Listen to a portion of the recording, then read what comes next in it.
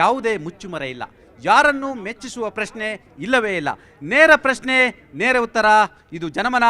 ನಾನು ಚಿದಾನಂದ್ ಪಟೇಲ್.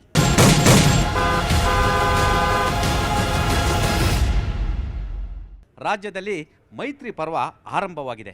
ವಿಧಾನ ಪರಿಷತ್ನ ಶಿಕ್ಷಕರ ಕ್ಷೇತ್ರ ಚುನಾವಣೆಯಲ್ಲಿ ಮೈತ್ರಿ ಅಭ್ಯರ್ಥಿಯನ್ನು ನಿಂತಿರುವಂಥದ್ದು. ರಾಜ್ಯಸಭೆಯಲ್ಲೂ ಕೂಡ 5ನೇ ಅಭ್ಯರ್ಥಿ NDA ಅಭ್ಯರ್ಥಿ ಕುಪೇಂದ್ರ ರೆಡ್ಡಿ ಕೂಡ ಮೈತ್ರಿ ಅಭ್ಯರ್ಥಿ. ಹಾಗಾದರೆ ಲೋಕಸಭೆ ಚುನಾವಣೆಯಲ್ಲಿ ಹಲವಾರು ಸರ್ವೆಗಳಲ್ಲೂ ಕೂಡ ಇಲ್ಲಿ ಕರ್ನಾಟಕದಲ್ಲಿ ಭಾರತೀಯ ಜನತಾ ಪಕ್ಷ ಮುಂದಿದೆ. ಭಾಳಷ್ಟು ಸರ್ವೆಗಳು ಕೂಡ 20+ ಅಂತ ತೋರಿಸಿದರೆ, ಕೆಲವು ಸರ್ವೆಗಳು ಕಾಂಗ್ರೆಸ್ಗೆ ಕೇವಲ 5 ಮತ್ತು 6 ಸ್ಥಾನಗಳನ್ನು ಮಾತ್ರ ಕೊಟ್ಟಿರುವಂಥದ್ದು. ಹಾಗಾದರೆ ಗ್ಯಾರಂಟಿಲಿ ವರ್ಕೌಟ್ ಆಗಿಲ್ಲ. ಹಾಗಾದರೆ ಮೈತ್ರಿ ಕಾಂಗ್ರೆಸ್ ಮತ್ತು ಅವರ ಮಿತ್ರ ಪಕ್ಷಗಳನ್ನು ಮಣಿಸುತ್ತಾ ಒಟ್ಟಾರೆ ಮೈತ್ರಿಯ ಯುಗ ಆರಂಭ ಆಗಿರುವಂಥದ್ದು, ಕರ್ನಾಟಕದಲ್ಲಿ ಆರಂಭ ಆಗಿರುವಂಥದ್ದು. ಎಲ್ಲದರ ಬಗ್ಗೆ ಇವತ್ತು ನಾವು ವಿಸ್ತೃತವಾಗಿ ಜನಮನದಲ್ಲಿ ಮಾತನಾಡ್ತಾ ಹೋಗ್ತೀವಿ. ಭಾರತೀಯ ಜನತಾ ಪಕ್ಷದ ವಕ್ತಾರಾಗಿರ್ತಕ್ಕಂಥ ಅಶೋಕ್ ರವರಿದ್ದಾರೆ, ಅದೇ ರೀತಿ ಕಾಂಗ್ರೆಸ್ನ ವಕ್ತಾರಾಗಿರ್ತಕ್ಕಂಥ ನಿಖೇತ್ ರಾಜ್ ಮೌರ್ಯರು ಇದ್ದಾರೆ, ಅದೇ ರೀತಿ ಆಮ್ ಆದ್ಮಿ ಪಕ್ಷದ ನಾಯಕರುಗಳು ಕೂಡ ಇರ್ತಕ್ಕಂಥದ್ದು, ಜೊತೆಗೆ JDSನ ಅನೇಕ ನಾಯಕರುಗಳು, ರೇವಣ್ಣ ಸೇರಿದಂಥ ಅನೇಕ ನಾಯಕರುಗಳಿದ್ದಾರೆ. ನಾವು ಎಲ್ಲರನ್ನೂ ಕೂಡ ಇವತ್ತು ಚರ್ಚೆಯಲ್ಲಿ ನಾವು ಅವ್ರನ್ನ ಒಳಗೊಳಿಸ್ತೀವಿ. ಹಾಗಾಗಿ ನಾನು ನಿಖೇತ್ ರಾಜ್ ಮೌರ್ಯವರನ್ನ ಕೇಳ್ತಾ ಇದ್ದೀನಿ. ನಿಖೇತ್ ರಾಜ್ ಮೌರ್ಯವರೇ, ಈಗಾಗಲೇ ಮೈತ್ರಿ ಯುಗ ಕರ್ನಾಟಕದಲ್ಲಿ ಆರಂಭವಾಗಿರುವಂಥದ್ದು. ಕಾಂಗ್ರೆಸ್ಗೆ ಇದು ಎಲ್ಲ ಒಂದು ಕಡೆ ನಡ್ಕ ಆರಂಭ ಆಯ್ತಾ? ಈಗ ಕಳೆದ ಬಾರಿ ಕಾಂಗ್ರೆಸ್ನವರು ಮತ್ತು JDSನವರು ಮೈತ್ರಿ ಮಾಡ್ಕೊಂಡಿದ್ರು. ಏನಾಯಿತು ಮೈತ್ರಿಯಿಂದ? ಕಾಂಗ್ರೆಸ್ಗೆ ಅದರಿಂದ ಏನಾದರೂ ಲಾಭ ಆಯಿತಾ? ನಷ್ಟವೇ ಆಯಿತು. ಇವತ್ತು BJP ಭಾವಿಸಿರ್ಬೋದು ಅಷ್ಟೇ JDS ಜೊತೆ ಹೋಗಿದ್ದರಿಂದ ತಮಗೆ ಲಾಭ ಆಗುತ್ತೆ ಅಂತ. ಇಲ್ಲ, JDS ಜೊತೆ ಹೋಗಿರೋದ್ರಿಂದ BJPಯವ್ರಿಗೆ ನಷ್ಟ ಆಗುತ್ತೆ. ಯಾಕೆ ಅಂತಂದರೆ ಅವರು MP ಆಗಿರುವಂಥ, ಅವರು ಗೆದ್ದಿರುವಂಥ ಸೀಟ್ಗಳನ್ನು ಅವರು JDSಗೆ ಬಿಟ್ಕೊಡ್ಬೇಕಾಗತ್ತೆ. ಯಾಕೆ ಅಂತಂದರೆ ಇಡೀ ಕರ್ನಾಟಕ ರಾಜ್ಯದಲ್ಲಿ BJPಯವರು ಅವತ್ತು JDSನವ್ರು ಗೆದ್ದಿದ್ದು ಒಂದೇ ಸೀಟು. ಇವತ್ತು ನಮಗೆ 5 ಕೊಡಿ, 6 ಕೊಡಿ, 4 ಕೊಡಿ ಅಂತಿದ್ದಾರೆ. ಇವ್ರು ಕೊಡೋ ಪ್ರತಿ ಸೀಟು ಕೂಡ ಇವ್ರು ಗೆದ್ದಿರೋ ಸೀಟುಗಳನ್ನೇ ಬಿಟ್ಕೊಡೋವಂಥದ್ದು. ಹೀಗಾಗಿ ಯಾವುದೇ ಕಾರಣಕ್ಕೂ ಕೂಡ ನಾವು 28 ಸೀಟಲ್ಲಿ ನಾವು ಕಂಟೆಸ್ಟ್ ಮಾಡ್ತೀವಿ, ನಾವು ಎಲ್ಲ ಸೀಟುಗಳಲ್ಲೂ ನಾವು ಕಂಟೆಸ್ಟ್ ಮಾಡ್ತೀವಿ. ಆದರೆ JDSನವರು ತಮಗಿದ್ದ ಆಪರ್ಚುನಿಟಿಯನ್ನು ಕಳ್ಕೊಂಡ್ರು, BJPಯವರ ಆಪರ್ಚುನಿಟಿಯನ್ನು ಕೂಡ ಕಿತ್ಕೊಂಡ್ರು. ಹೀಗಾಗಿ BJP ಕಳ್ಕೊಳ್ಳುತ್ತೆ. ಮತ್ತು BJPಯ ಮೈತ್ರಿ ಮತ್ತು JDSನ ಮೈತ್ರಿ ಏನಿದೆ, ಇದು ಯಾವತ್ತಿಗೂ ವರ್ಕ್ ಆಗೋದಕ್ಕೆ ಸಾಧ್ಯ ಇಲ್ಲ ಅನ್ನೋದಕ್ಕೆ ನಾನು ನಿಮ್ಗೊಂದು ಉದಾಹರಣೆ ಕೊಡ್ಲಾ? ಇದೇ ಸನ್ಮಾನ್ಯ ಶ್ರೀಮಾನ್ ದೇವೇಗೌಡರು ಭಾಳ ಸ್ಪಷ್ಟವಾಗಿ ಒಂದು ಮಾತು ಹೇಳಿದರು. ಕುಮಾರಸ್ವಾಮಿ ಅವರು ಕೇಸರಿ ಶಾಲೆ ಕಂಡು ಹೋಗಿದ್ದು ನನಗೆ ಒಪ್ಪಿಗೆ ಆಗಲಿಲ್ಲ, ಈ ಶುಡಂಟ್ ಹ್ಯಾವ್ ಡನ್ ದಿಸ್ ಅನ್ನುವ ಮಾತುಗಳನ್ನು, ಭಾಳ ಗಟ್ಟಿ ಮಾತುಗಳಲ್ಲಿ ದೇವೇಗೌಡರು ತಮ್ಮ ಮಗನ ನಡೆಯನ್ನು, BJPಯವ್ರ ಜೊತೆ ತಾವು ಸೇರ್ಕೊಂಡು ನಡ್ಕೊಂಡ ರೀತಿಯನ್ನು ಪ್ರತಿಭಟಿಸಿದ ಸುಳ್ಳ JDSನವ್ರಿಗೆ ಏನಾದರೂ ಸ್ವಲ್ಪ ಆದರೂ ಕೂಡ ಅದರ ಬಗ್ಗೆ ಸ್ವಲ್ಪ ಆತ್ಮವಿಮರ್ಶೆ ಮಾಡ್ಕೊಳ್ಳೋಂಥ ಒಂದು ಮನಸ್ಥಿತಿ ಇದ್ದರೆ ಹೇಳಿ, ದೇವೇಗೌಡರು ಮಾಡಿದ ತಪ್ಪು ಅಂತ ಹೇಳಿ. ದೇವೇಗೌಡರು ಹೇಳಿದ ತಪ್ಪು ಕುಮಾರಣ್ಣನ ಬಗ್ಗೆ ಅಂತ ಹೇಳಿದ ತಪ್ಪು ಹೇಳಿದ್ರಲ್ಲ, ಕೇಸರಿ ಶಾಲೆ ಹಾಕೊಂಡು ಹೋಗ್ಬಾರ್ದಿತ್ತು. ನಮ್ಮದೇ ಆದಂಥ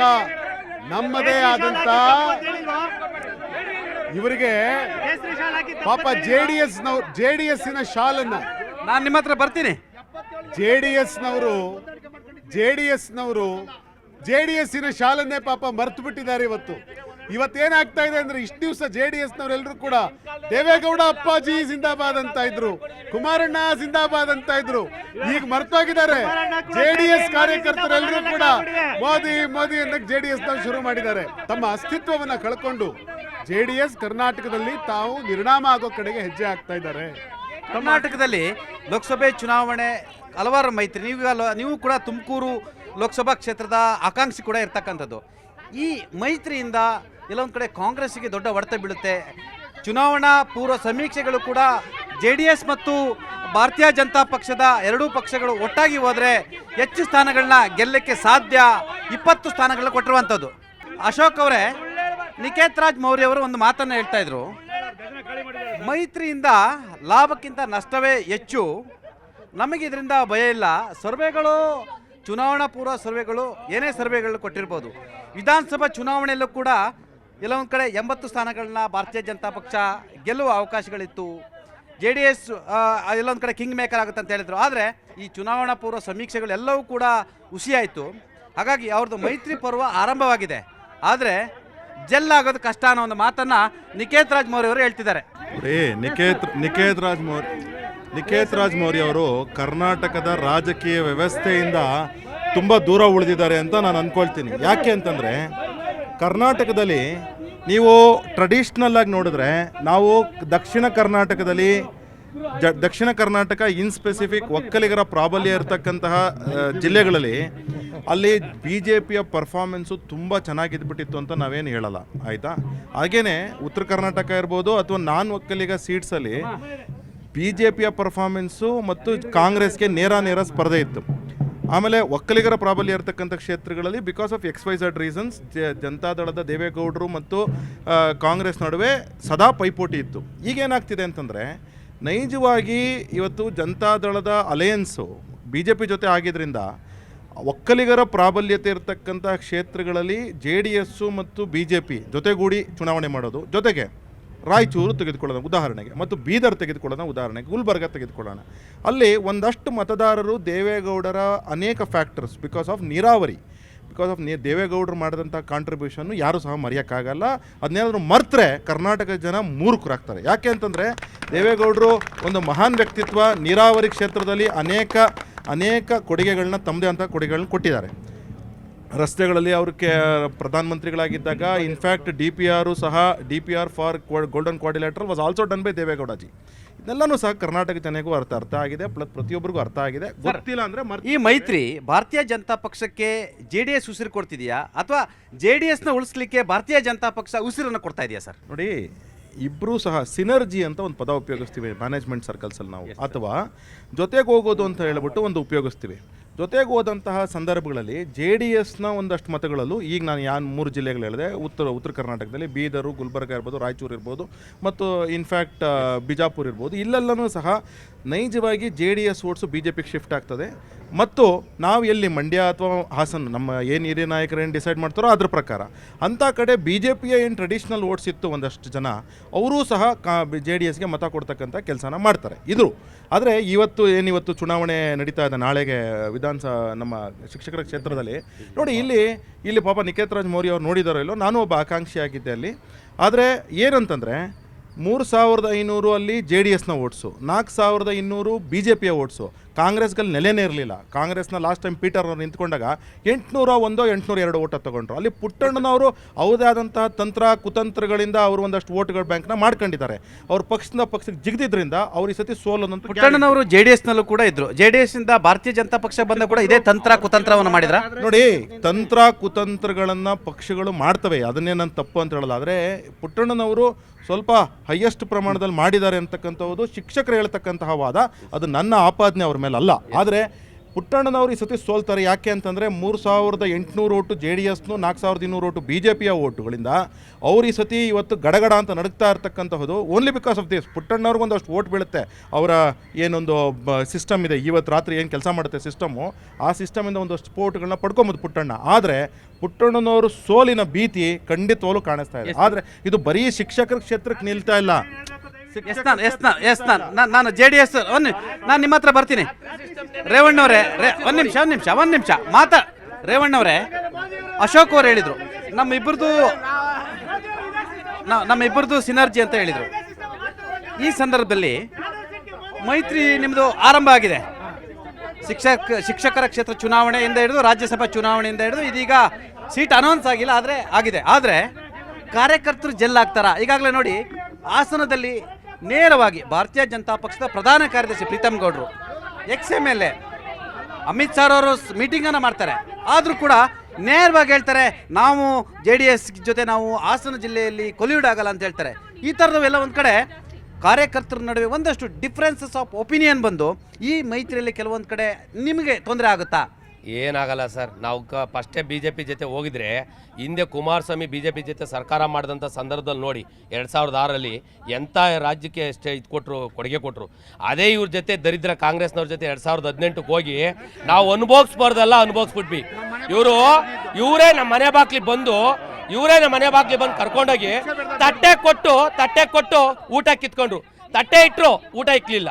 ಆ ಥರ ತಟ್ಟೆ ಕೊಟ್ಟಿದ್ದೀವಿ ಅಂತ ರಾಜ್ಯದ ಜನಕ್ಕೆ ತೋರಿಸಿ ಯಾಮಾರಿಸಿದ್ರು, ಊಟ ಕೊಡಲಿಲ್ಲ. 2018ರಲ್ಲಿ 2006ರಲ್ಲಿ ಕುಮಾರಸ್ವಾಮಿ ಅವರು ಕೊಟ್ಟಂಥ ಕೊಡುಗೆಗಳನ್ನ ಅದ್ಭುತವಾದ ಕೊಡುಗೆಗಳು. ಅದರಿಂದ ಸಣ್ಣ ಪುಟ್ಟ ಕಾರ್ಯಕರ್ತರು ಕೆಲವು ಜಿಲ್ಲೆಗಳಲ್ಲಿ ಗೊಂದಲ ಇರೋದನ್ನ ಹೈಕಮಾಂಡ್ ಸರ್ ಮಾಡ್ಕೊಂತಾರೆ. ಮೋದಿ, ಅಮಿತ್ ಶಾಜಿ ಅವರು ಮತ್ತು ದೇವೇಗೌಡರು, ಕುಮಾರಣ್ಣವರು ಕುಂತ್ಕೊಂಡು ಸಾಲ ಮಾಡ್ಕೊಂತಾರೆ. ನಮ್ಮ ಕಾರ್ಯಕರ್ತರಲ್ಲಿ ಯಾವುದೇ ಗೊಂದಲ ಇಲ್ಲ. ನಾವು BJP ಅವರು ಅಣ್ತಂದಿ ಥರ ಒಟ್ಟಾಗಿ ಹೋಗ್ತೀವಿ ಸರ್. ಬಹುಶಃ ಮಾಜಿ ಪ್ರಧಾನಿ HD ದೇವೇಗೌಡರು ಒಂದು ಮಾತನ್ನು ಹೇಳಿದರು, ತಮ್ಮ ಇಳಿ ವಯಸ್ಸಿನ ರಾಜಕಾರಣದಲ್ಲಿ ಕೂಡ ಒಂದು ಮಾತನ್ನು ಹೇಳಿದರು, ಭಾರತೀಯ ಜನತಾ ಪಕ್ಷ ಜೊತೆ ನಾವು ಯಾಕೆ ಸೇರ್ಕೊಂಡಿವಿ ಅಂತೇಳಿ. ಇದು ನಾನು ಹೇಳಿದ್ದಲ್ಲ, ನಮ್ಮ ಪಕ್ಷದ ಉಳಿವಿಗಾಗಿ ನಾನು ಭಾರತೀಯ ಜನತಾ ಪಕ್ಷದ ಜೊತೆ ನಾವು ಮೈತ್ರಿಯನ್ನು ಮಾಡ್ಕೊಳ್ಬೇಕಾಗಿತ್ತು ಅಂತ ಒಂದು ಮಾತನ್ನು ಹೇಳಿದರು. ಇದು ಎಂಥ ಮಾತು! ದೇವೇಗೌಡರು ರಾಜಕೀಯ ಚಾಣಕ್ಯರವರು, 24 hours ಪೊಲಿಟಿಷಿಯನ್ ಅಂತ ಹೇಳ್ತಾರೆ, ಲಿವಿಂಗ್ ಲೆಜೆಂಡ್ ಪೊಲಿಟಿಷಿಯನ್ ಅಂತ ಕರೀತಾರೆ. ಅಂಥ ದೇವೇಗೌಡರು ಕೂಡ ಇವತ್ತು ನನ್ನ ಪಕ್ಷ ಉಳಿವಿಗಾಗಿ ನಾನು ಭಾರತೀಯ ಜನತಾ ಪಕ್ಷಕ್ಕೆ ಹೋಗ್ತಾ ಇದ್ದೀವಿ, ಅವ್ರ ಜೊತೆ ನಾವು ಮೈತ್ರಿ ಮಾಡ್ಕೊಳ್ತೀವಿ ಅನ್ನೋ ಮಾತು ಎಲ್ಲ ಒಂದು ಕಡೆ ನಿಮ್ಮ ಪಕ್ಷ ಇವತ್ತು ಅಂಥ ಸ್ಥಿತಿಗೆ ಇಳಿದಿತ್ತಾ? ಎಲ್ಲ ಒಂದು ಕಡೆ ಕಾರ್ಯಕರ್ತರು ಕೂಡ ಎಲ್ಲೊಂದು ಕಡೆ ಧೈರ್ಯಗೆಟ್ಟಿದ್ರಾ? ಪಕ್ಷ ಎಲ್ಲ ಒಂದು ಕಡೆ ಬೇರೆ ಬೇರೆ ಛಿದ್ರ ಆಗುವ ಸಾಧ್ಯತೆ ಇತ್ತಾ ನಿಮ್ಮ ಪ್ರಕಾರ? ತಾವು ಒಬ್ಬ ಆನೆಸ್ಟ್ ಕಾರ್ಯಕರ್ತರಾಗಿದ್ದೀರಾ, ಮಹಾಪ್ರಧಾನ ಕಾರ್ಯದರ್ಶಿ ಆಗಿದ್ದೀರಾ ಭಾಳಷ್ಟು ವರ್ಷ, ದೇವೇಗೌಡರ ಜೊತೆ ಇರತಕ್ಕಂಥವ್ರು. ಇಂಥ ಮಾತು ದೇವೇಗೌಡರಂಥ ಬಾಯಲ್ಲಿ ಬಂದಿರುವಂಥದ್ದು ನೋಡಿದರೆ ಈ ಮೈತ್ರಿ ಒಳಗಡೆ ಗೆಲ್ಲುವುಗಿಂತಲೂ ಪಕ್ಷದ ಉಳಿವು ಮುಖ್ಯ ಆಗಿತ್ತಾ? ದೇವೇಗೌಡರು ಎಸ್, ನಾನು ಮೇಡಮ್ ಹತ್ರ ಮಾತಾಡಿ. ಎಸ್ ಮೇಡಮ್, ಪ್ಲೀಸ್ ಹೇಳಿ, ಟೆಲ್ ಮಿ. ಪಕ್ಷ ಉಳಿಸ್ಕೊಳ್ಳೋಕ್ಕೋಸ್ಕರ ಮಾತ್ರ ದೇವೇಗೌಡರು ಬೇರೆ ಪಕ್ಷಗಳಿಗೆಲ್ಲ ಹೋಗ್ಲಿಲ್ಲ. ಇಡೀ ಯಾವುದು ಅವರು ಬೇರೆ ಕಳ್ತನ ಮಾಡ್ಕೊಂಡು ತಲೆ ಹೊಡೆದು ಯಾವುದು ಸಂಪಾದನೆ ಮಾಡಿ ಇಟ್ಟಿಲ್ಲ. ದೇವೇಗೌಡರು ಒಂದು ಪಕ್ಷನ ಆರಿಸ್ಕೊಂಡು ಹೋಗ್ತಾರೆ ಅಂತ ಹೇಳಿದ್ರೆ ಅದೆಲ್ಲಾನು ಹಿಂದಿನ ಕಾರಣ ರೈತರುಗಳಿಗೋಸ್ಕರನೇ ಮಾತ್ರನೇ ಆಗಿರುತ್ತೋ ಹೊರತು ಅವ್ರ ಮನೆ ಬೆಳೆಸ್ಕೊಳ್ಳೋಕ್ಕೆ, ಪಕ್ಷ ಬೆಳೆಸ್ಕೊಳ್ಳೋಕ್ಕಂತೂ ಒಂದೇ 1% ಕಾರಣ ಅಲ್ಲ. ಅವರು ಬೆನ್ನೆಲುಬಾಗಿ ರೈತರಿಗೆ ನಿಂತಿದ್ದಾರೆ. ರೈತರ ಮಕ್ಕಳನ್ನ ಸ್ವತಂತ್ರವಾಗಿ ಕಾಪಾಡಕ್ಕೆ ಆಗ್ತಾ ಇಲ್ಲ ಅವ್ರ ಕೈಯಲ್ಲಿ. ಅವ್ರ ಮಾನ ಮರ್ಯಾದೆ ಏನು ಹೋದ್ರೂ ಪರವಾಗಿಲ್ಲ, ನಾನು ರೈತರಿಗೆ ಹೆಲ್ಪ್ ಮಾಡಬೇಕು ಅನ್ನೋದು ಒಂದೇ ಒಂದು ಉದ್ದೇಶಕ್ಕೋಸ್ಕರನೇ ಈ ಥರ ಸೇರ್ಕೊಂಡಿರೋದಷ್ಟೇ. ಅವ್ರ ಪಕ್ಷ ಉಳಿಸ್ಕೊಳಕ್ಕೆ ಅವ್ರು ಯಾವ್ದು 1% ಕೂಡ ಇಲ್ಲ. ಪ್ರತಿ 100% ರೈತರನ್ನ ಉಳಿಸೋಕ್ಕೋಸ್ಕರ ಮಾಡಿರೋದಷ್ಟೇ ಇದೆಲ್ಲ. ಮೇಡಮ್ ಹೇಳಿದರು ರೈತರ ಮಕ್ಕಳ ಉಳಿವಾಗಿ ಅನಿವಾರ್ಯವಾಗಿ ಅವರು ಭಾರತೀಯ ಜನತಾ ಪಕ್ಷದ ಜೊತೆ ಸೇರ್ಪಡೆ ಆಗಲಿಕ್ಕೆ, ಅಂದರೆ ಮೈತ್ರಿ ಆಗಲಿಕ್ಕೆ ತೀರ್ಮಾನ ಮಾಡಿದ್ರು ಅಂತೇಳಿ. ಸರ್, ದೇವೇಗೌಡರು ಪ್ರಧಾನಮಂತ್ರಿಗಳು ಆಗೋ ಸಂದರ್ಭದಲ್ಲಿ ಕೂಡ ಅವರು ಯಾವುದು ಬೈಕೆ ಇಟ್ಕೊಳ್ಳಿಲ್ಲ. ಅದು ತಾನಾಗಿ ಕಾಂಗ್ರೆಸ್ನವರು ಒಂದು ನೀವು ಪ್ರಧಾನಮಂತ್ರಿ ಆಗಬೇಕು ಅಂದ್ಬಿಟ್ಟು ಏನು 11 ತಿಂಗಳು ಅಧಿಕಾರ ಕೊಟ್ಟರು. ಆಮೇಲೆ ಕುತಂತ್ರ ರಾಜಕಾರಣ ಸ್ಟಾರ್ಟ್ ಆಯಿತು. ಯಾಕೆ ಕುತಂತ್ರ ರಾಜಕಾರಣ ಅಂದ್ರೆ ನಾನು ಕೇಳ್ತಾ ಇದ್ದೀನಿ, ಪಕ್ಷದ ಉಳಿವಿಗಾಗಿ ಭಾರತೀಯ ಜನತಾ ಪಕ್ಷದ ಜೊತೆ ಸೇರುವಂತ ಅನಿವಾರ್ಯತೆ ಬಂತಾ? ಸರ್, ಪಕ್ಷದ ಉಳಿವಿಗಾಗಿ ಅಲ್ಲ, ರಾಜ್ಯದ ಮತ್ತು ರಾಷ್ಟ್ರದ ಜನತೆಗೆ ಒಳಿತಿಗಾಗಿ ನಮ್ಮ ದೇವೇಗೌಡರು, ಕುಮಾರಣ್ಣವರು ಬಿಜೆಪಿ ಪಕ್ಷದ ಜೊತೆ ಹೋಗಿದ್ದಾರೆ. ಕಮ್ಯುನಲ್ ಪಾರ್ಟಿ ಅಂತೇಳಿ ಇದೇ JDSನವರು ಹೇಳ್ತಿದ್ರು, ಇದೇ ಕುಮಾರಸ್ವಾಮಿ ಅವರು ಕೂಡ ಹೇಳ್ತಿದ್ರು. ಸಂಘ ಪರಿವಾರದ ನಾಯಕರನ್ನ ಮತ್ತು ಸಂಘ ಪರಿವಾರವನ್ನು ಪದೇ ಪದೇ ಅವರು ಟ್ವೀಟ್ ಮುಖಾಂತರ, ಓಪನ್ ಆಗಿ ಹೇಳಿಕೆಗೊಳ್ಕೊಳ್ಳೋ ಮುಖಾಂತರ ಜರಿತಾ ಇದ್ರು. ಇವತ್ತು ತಾವು ಅಲ್ಪಸಂಖ್ಯಾತರಿದ್ದೀರಾ, ನಿಮಗೆ ಈ ಭಾರತೀಯ ಜನತಾ ಪಕ್ಷದ ಮೈತ್ರಿ ಆಗಿರುವಂಥದ್ದು ಅಲ್ಪಸಂಖ್ಯಾತರು ನಿಮ್ಮಷ್ಟು ಒಂದಷ್ಟು JDSನ ನಿಷ್ಠಾವಂತರಿಗೆ ಇದು ಜೆಲ್ಲಾಗುತ್ತಾ? ಸರ್, ಖಂಡಿತ ಇಲ್ಲ. ನಾವು ಮಾತಾಡವ ಸುಮ್ಮನೆ ಕೇಳ್ಕೊಂಡು ಆಮೇಲೆ ಮಾತಾಡಿ ನೀನು. ಉತ್ತರ ಏನು ಕೊಡ್ತೀನಿ ಅದು ಕೇಳು. ಒಂದು ನಿಮಿಷ. ಇವಾಗ ನಾವು ಅಲ್ಪಸಂಖ್ಯಾತರು ಯಾವುದೇ ಕಾರಣಕ್ಕೂ ಕುಮಾರಣ್ಣನ ಜೊತೆಯಲ್ಲಿದ್ದೀವಿ, JDS ಜೊತೆಯಲ್ಲಿದ್ದೀವಿ. ಯಾಕಂದರೆ JDS ಯಾವತ್ತೂ ಕಮ್ಯುನಲ್ ಅಲ್ಲ. ಒಂದು every party has something difference. ಇವಾಗ ಕಾಂಗ್ರೆಸ್ಸಲ್ಲಿ BJPಯಿಂದ ಬಂದಿದ್ದ ತಕ್ಷಣ ಅವ್ರು ಕಮ್ಯುನಲ್ ಅಲ್ಲ. ಇವಾಗ ನಾವು BJPಯಲ್ಲಿ ಸೇರಿಕೊಂಡ್ರೆ ನಾವು ಕಮ್ಯುನಲ್. ಇದು ಏನಿದು ಏನಂದರೆ ಇವಾಗ ಇವ್ರು ಹೇಳ್ತಿದ್ರಲ್ಲ BJP ಅವ್ರು ವಾಷಿಂಗ್ ಮಿಷಿನ್ ಇಟ್ಕೊಂಡವ್ರಂತ, ಅದೇ ಥರ ವಾಷಿಂಗ್ ಮಿಷಿನ್ ಇವ್ರು ಇಟ್ಕೊಂಡಿದ್ದಾರಾ? BJPಯಿಂದ ಬಂದಿರೋರು ಎಲ್ಲ ಒಳ್ಳೆಯವರು, ನಾವು BJP ಜೊತೆಯಲ್ಲಿ ಹೋದರೆ ನಾವು ಕೆಟ್ಟವರು, ಕಮ್ಯುನಲ್ಲು. ಒಂದು ಪ್ರತಿಯೊಬ್ಬರು ಕಮ್ಯುನಲ್ ಇಲ್ಲ. ಇವಾಗ ಮೋದಿಜಿ ಕಮ್ಯುನಲ್ ಆಗಿದ್ದಾರಾ? BJP ಇವಾಗ ಮೋದಿಜಿ ಪ್ಲಸ್ ಇನ್ನೊಂದು ಇಂಪಾರ್ಟೆಂಟು ಇವರಾಗ್ಲಿಂದ ಹೇಳ್ತಾ ಇದ್ದಾರೆ, ಅದು ಯಾವ ದರಿದ್ರಗಳಿಗೆ ಇತ್ತು. ಯಾವಾಗಲೂ ನಾವು ಇವ್ರ ಜೊತೆಯಲ್ಲಿ ಮೈತ್ರಿ ಮಾಡಿಕೊಂಡಾಗ ನಮ್ಮ JDS ಪಕ್ಷ ಹಾಳಾಗಿರೋದೆ. Modi is a very intelligent person. ಅವರು ನಮ್ಮನ್ನ ಕೈ ಕೊಟ್ಟಿದ್ದಾರಂದ್ರೆ ಅವ್ರ ಬುದ್ಧಿವಂತರು, ಚೆನ್ನಾಗಿ ಗೊತ್ತು ದೇವೇಗೌಡ ಕೆಪಾಸಿಟಿ ಏನಂತ. ಆಯ್ತಾ? ಇಡಿ ಅಲ್ಲ, ಇಡಿ ಬಂದಿರೋದು ನಿಮಗೆ. ನಾನು ಆಮ್ ಆದ್ಮಿ ಪಕ್ಷವನ್ನು ಮಾತಾಡಿಸ್ತೀನಿ. ಎಸ್ ಸರ್, ರಾಜ್ಯದಲ್ಲಿ JDS ಮತ್ತು ಭಾರತೀಯ ಜನತಾ ಪಕ್ಷ ಮೈತ್ರಿ ಆಗಿರುವಂಥದ್ದು, ಅವರು ಹೆಚ್ಚು ಸ್ಥಾನಗಳನ್ನ ಗೆಲ್ಲಬೇಕು. ಲೋಕಸಭೆಯಲ್ಲಿ ಕಾಂಗ್ರೆಸ್ ಮತ್ತು ಅದರ ಬೆಂಬಲಿತ ಪಕ್ಷಗಳಾಗಿರ್ತಕ್ಕಂಥ ಆಮ್ ಆದ್ಮಿ ಪಕ್ಷಗಳನ್ನು ಮಣಿಸಬೇಕು ಅನ್ನೋದು ಅವರ ಉದ್ದೇಶ ಆಗಿರ್ತಕ್ಕಂಥ. ಅವ್ರು ಹೇಳ್ತಿದ್ದಾರೆ ನಾವು ಭಾರತೀಯ ಜನತಾ ಪಕ್ಷ ಸೇರಿದ್ರಿಂದ ನಮಗೆ ಜೆಲ್ಲಾಗ್ತಿದೆ ಅನ್ನೋ ಒಂದು ಮಾತು ಹೇಳ್ತಾರೆ. ನೀವು ಕಾಂಗ್ರೆಸ್ ಒಟ್ಟಾಗಿ ಹೋಗೋದ್ರಿಂದ ಈ ಮೈತ್ರಿಯನ್ನು ಮಣಿಸ್ಲಿಕ್ಕೆ ಸಾಧ್ಯನಾ? ಖಂಡಿತ. ಇವಾಗ ನೋಡಿ, ಇವರಿಬ್ಬರು ಏನಕ್ಕೆ ಇವತ್ತು ಒಕ್ಕೂಟ ಆಗಿದೆ, ಇವ್ರು ಏನಕ್ಕೆ ಒಕ್ಕೂಟ ಮಾಡ್ಕೊಂಡಿದ್ದಾರೆ ಅದರಲ್ಲೇ ಅವ್ರಿಗೆ ಗೊತ್ತಾಗುತ್ತೆ ಅವರಿಬ್ರು ವೀಕ್ ಇದ್ದಾರೆ ಅಂತ. ಅವರಿಬ್ರು ಸ್ಟ್ರಾಂಗ್ ಆಗಿದ್ದಾರೆ, ಒಬ್ರಿಗೊಬ್ರು ಎಣ್ಣೆ ಸಿಗಕ್ಕೆ ಥರ ಕಿತ್ತಾಡೋರು ನಮ್ಮ ಮುಂದೆ ನೋಡಿದ್ದೀವಿ. ಇವರು ಒಗ್ಗಟ್ಟಾಗಿ ಬಂದಿದ್ದಾರೆ ಇವಾಗ, ಏನಕ್ಕೆ ಅಂದರೆ ಇಬ್ರಿಗೂ ಗೊತ್ತು ಅವರಿಬ್ರು ಬಿಟ್ಟು ಒಬ್ರು ಹೋದ್ರೆ ಗ್ಯಾರಂಟಿ ಸೋಲ್ತಾರೆ ಅಂತ. ಕರ್ನಾಟಕದಲ್ಲಿ ಕಾಂಗ್ರೆಸ್ ಬರುತ್ತೆ, ನಮ್ಮ ಇಂಡಿಯಾ ಒಕ್ಕೂಟ ಬಂದೇ ಬರುತ್ತೆ, ಅದು ಭಯ ಪಡ್ಕೊಂಡು ಇವರಿಬ್ರು ಒಟ್ಟಿಗೆ ಬಂದಿದ್ದಾರೆ. ಇಲ್ಲವರೇ ಖಂಡಿತ ಇವ್ರು ಒಟ್ಟಿಗೆ ಬರ್ತಿರೋರಲ್ಲ. ಇದಂತೂ ನೋಡಿ, ಇಲ್ಲೇ ನೋಡಿ, BJP ಅವ್ರು ಕಾಂಗ್ರೆಸ್ ಇದು JDS ಶಾಲೆ ಹಾಕೊಳ್ಳೋಕೆ ರೆಡಿ ಇಲ್ಲ. ಇಲ್ಲಿ ಫೋರ್ಸಿಬಲಿ ಹಾಕ್ಸೋರು ನಮ್ಮ ಮುಂದೆ ಹಾಕೊಳ್ಳಿ ಅಂತ. ಇವ್ರ ಕಾರ್ಯಕರ್ತರು ಒಟ್ಟಿಗೆ ಇರೋಕೆ ರೆಡಿ ಇಲ್ಲ.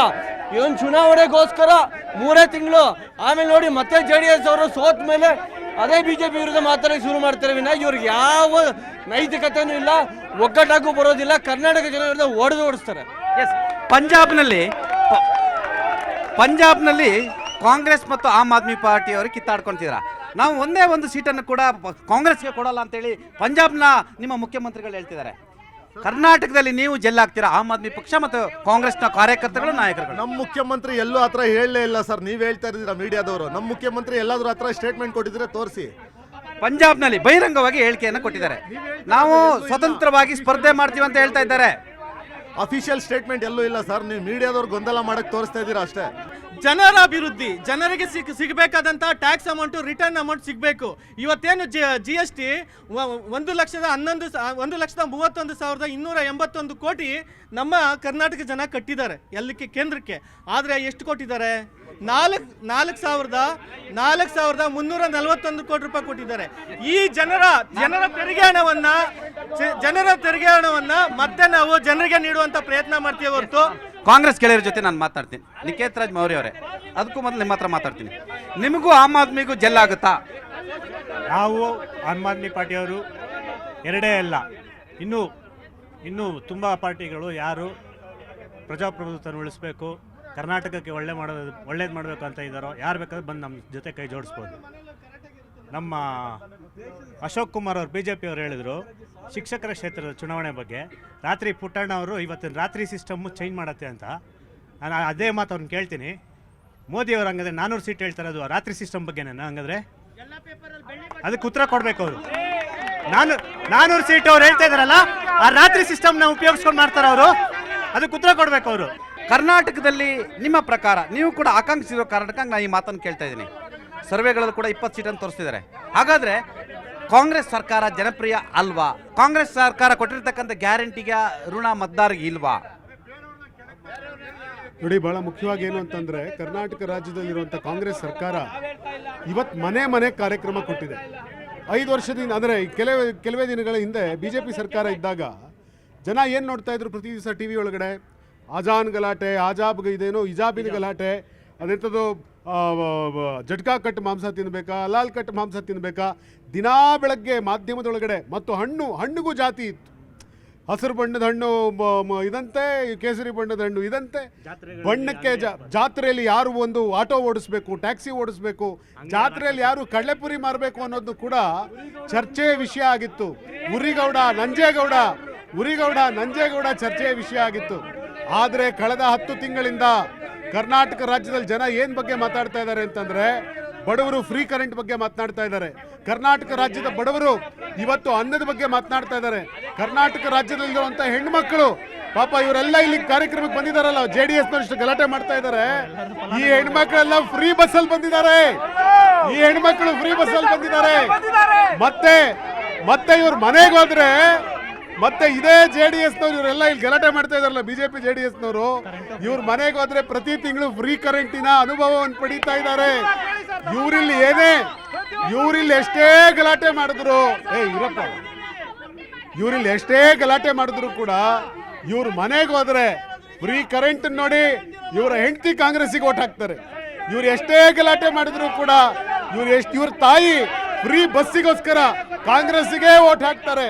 ಇವ್ರು ಎಷ್ಟೇ ಗಲಾಟೆ ಮಾಡಿದ್ರು ಕೂಡ ಇವರ ಮನೆಯಲ್ಲಿ ಊಟ ಮಾಡಬೇಕಾದ್ರೆ ಬಡವರು, ಈ ರಾಜ್ಯದಲ್ಲಿರುವಂಥ JDSನ ಬಡ ಕಾರ್ಯಕರ್ತರು ಸಿದ್ದರಾಮಯ್ಯನವರಿಗೋಸ್ಕರ ಒಂದು ಓಟ್ ಹಾಕ್ತಾರೆ ಕಣ್ರಿ.